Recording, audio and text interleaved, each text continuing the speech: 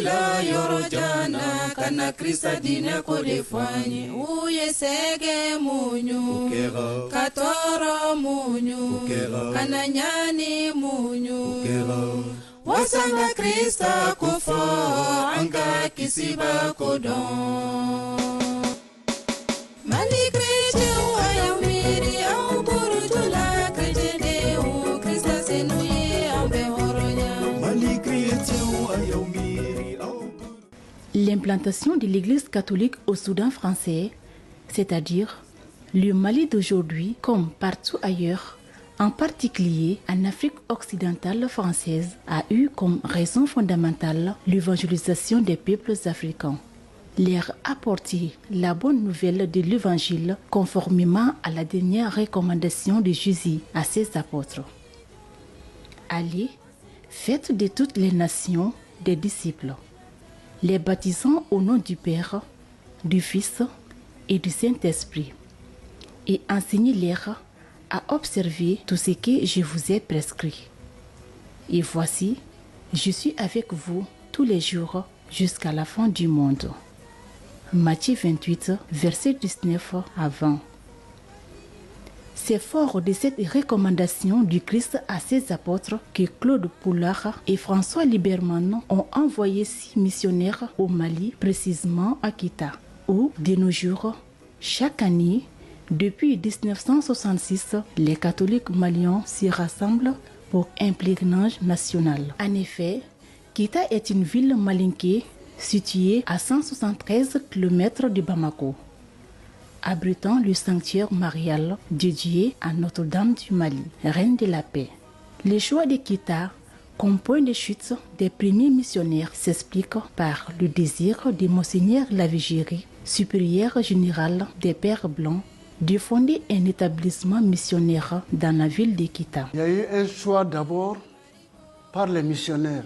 En 1985, ils ont envoyé une correspondance au ministère français des colonies et de la marine. Alors, leurs vœux ont été exaucés et ils sont partis. Parce qu'ils voulaient s'installer dans le Haut-Sénégal. Ils voulaient installer une mission à Bafoulamé ou à Kita. Il s'y est de préciser que, sur l'initiative d'aller en mission, fut venue premièrement de Monseigneur Lavigéry, elle n'avait pas pu s'accomplir parce que stoppée. Elle fut après dévancée par la congrégation du Saint-Esprit, communément appelée les Spiritans, fondée par Claude Poulard et François Liberman. L'histoire de l'Église nous enseigne que c'est les Pères Blancs qui avaient voulu venir au Mali, mais en passant par le Sahara. Mais malheureusement, cette caravane n'a pas pu arriver jusqu'au niveau du Mali. Donc, c'est les Pères Spiritains qui sont arrivés à Kita, qui ont commencé. L'historique du pèlerinage marial à Kita remonte à l'arrivée de 6 missionnaires du Saint-Esprit, dont 3 pères et 3 frères ont quitté Saint-Louis au Sénégal pour Kita le 15 octobre 1885. C'étaient les pères Guillet, Montel, Marco et les frères Zeno et Isaac qui seront rejoints quelque temps après le frère Diouf. Et ils sont arrivés ici à Kita le 20 novembre 1888.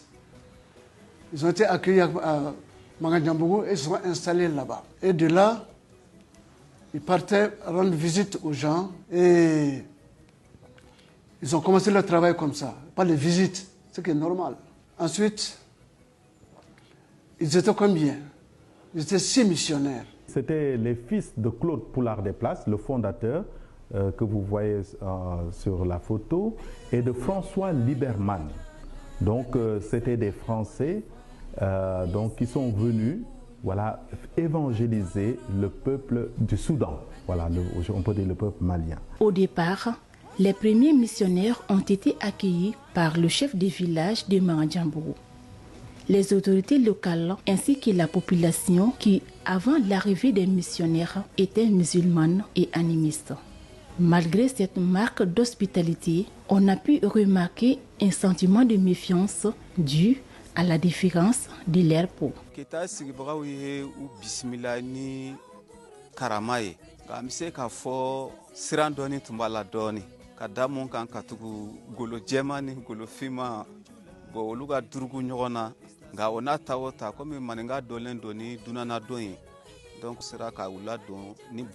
Dans le but de mener à bien et avec efficience leur mission, les premiers missionnaires se sont attelés à apprendre la langue locale, le malinké, une manière pour eux d'assimiler au mieux la culture locale.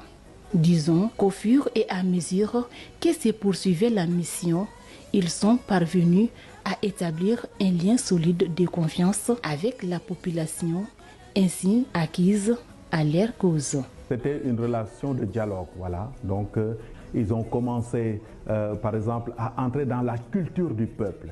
Et vous savez, les Spiritains, dès qu'ils sont arrivés, ils ont été les premiers à traduire les évangiles en bambara.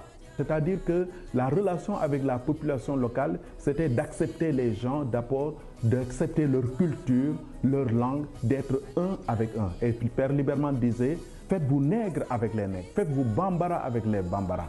Voilà, n'essayez pas de les convertir à la manière de l'Europe, mais laissez-leur ce qui leur est propre.